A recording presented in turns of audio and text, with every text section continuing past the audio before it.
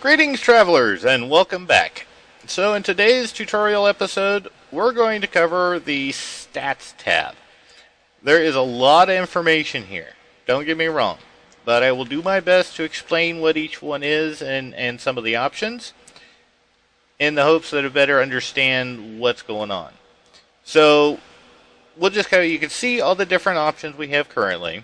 Health regen, combat regen, and I'll try to explain how each of those are affected. But the default, you can see, is pretty much what a standard regular mod NPC would do. 20 health, they'll notice you 16 blocks away, and they regen 1 HP per second or tick or something. I think it's second. So if you're trying to do a custom NPC for some purpose, like let's go with the guard. So for the guard, we want them to be pretty strong. So we're going to go 80.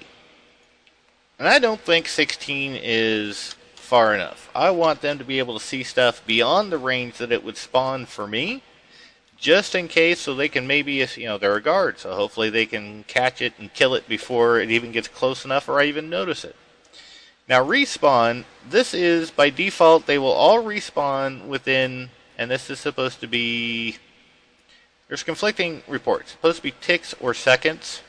As far as I know, it is seconds in my experience.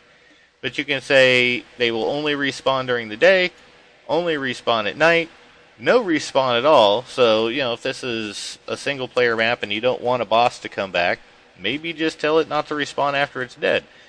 Hide body. So when they're dead, do you want to see the corpse on the ground or do you want it to just disappear altogether? And then naturally despawn, do you want this mob to, basically with Minecraft, the mobs will despawn when you're a certain distance away automatically. If you don't want it to do that, leave it no. If you want it to do that, which most cases with custom NPCs you probably don't, but if you're trying to also use the NPCs to create a monster that shows up in your map, that's probably the selection that you'd want to use. Melee options, you can change the range, or the strength, the range, the speed, the knockback, and even give them effects. So, if you want them to hit harder, and this is a guard, so they've had training, so we're going to let them, and this is the amount of hearts of damage they will do on a non-armored opponent. The melee range is how far away do you have to be for them to be able to hit you. Default is 2. If you want to give this guy some kind of super reach, you can change that. The melee speed is how quickly he can attack you. By default, it's going to be 20 ticks or once a second so that it's not overwhelming, but you can change it so they can attack faster.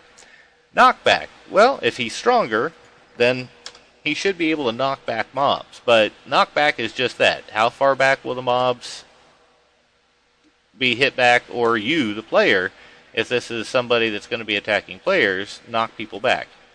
Effects. You have several different ones, and this is the kind of effect, once they hit you, what happens? And you have fire, poison, amplified means it will last longer and do more damage. Same with hunger, weakness, slowness. You have a large range of effects that you can give. And then, of course, the time is how long it lasts. Amplification is how powerful it is while it lasts. So we're not going to give him any of the. We're probably going to give him, I think we're going to do weakness. He is so strong when he hits you, you're going to feel a little woozy. Alright, so ranged options. Now, the NPCs actually do have to have a bow and arrow to be able to fire, or something that is classified as a projectile for this to actually do anything. But let's say we were going to make a wizard, you could do things like, well, you got the sound effect. You can either choose from the one that's given, or you can, if there's another mod that has a particular sound that you want to happen every time they do their thing, you can go find that mod and find the sounds for it. So this opens up the wide range of sounds so that you don't necessarily have to use default sounds. Now for the guard, we're just going to leave it at the bow, but just know that you can change the sound that it makes. By default, they will shoot once. You can tell them to shoot 2, 3, 10 times for each time they fire if you want. How fast they fire in between shots, so 5 seconds by default, you can go faster, slower.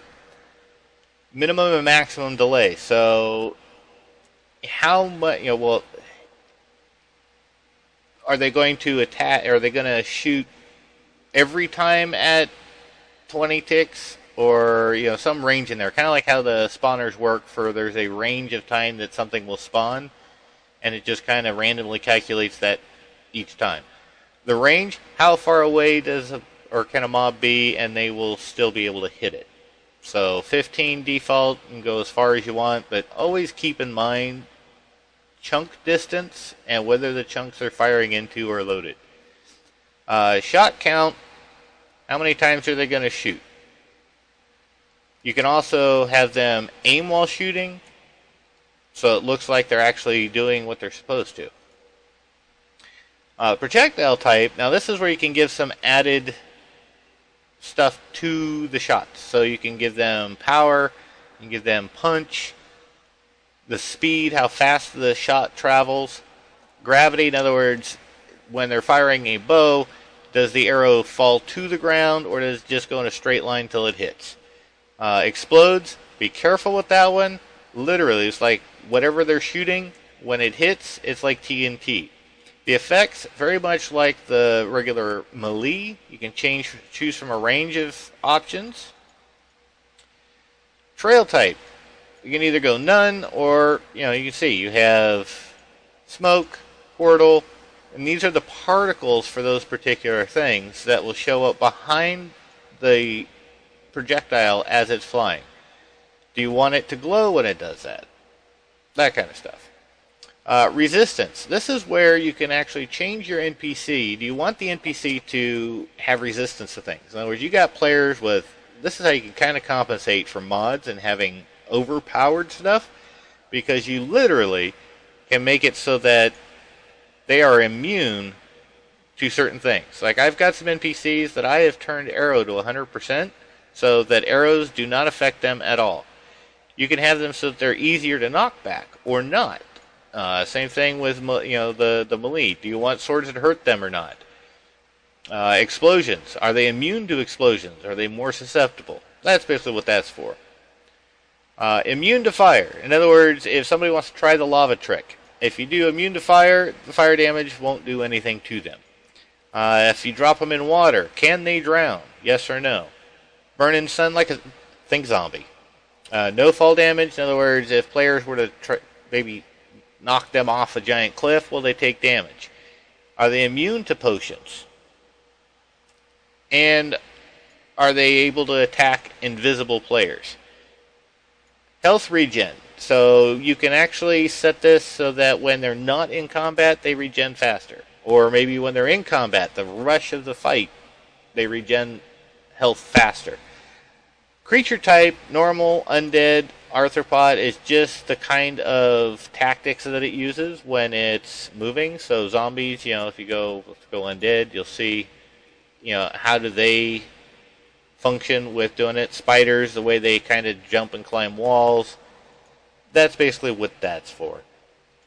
We're just going to leave it normal. And since this is a guard, they're highly trained. We're going to give them 5 for non-combat, and we're going to give them 2 for in-combat regen.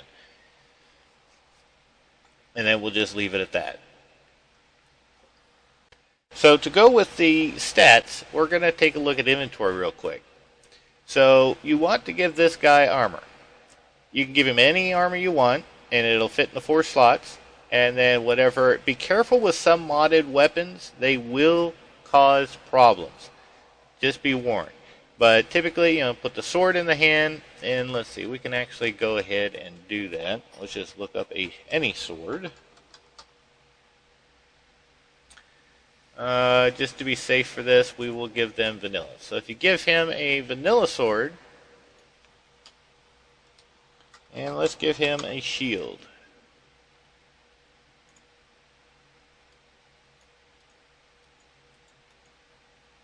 There you go. So when you look at him, Hey, stop turning around. Now he looks like a guard. He's got the shield ready. He's got the sword ready. And then if you want them to be able to use a bow, now it's going to look kind of odd. They will use arrows if you put something in there, but it will also look odd because they won't be holding a bow.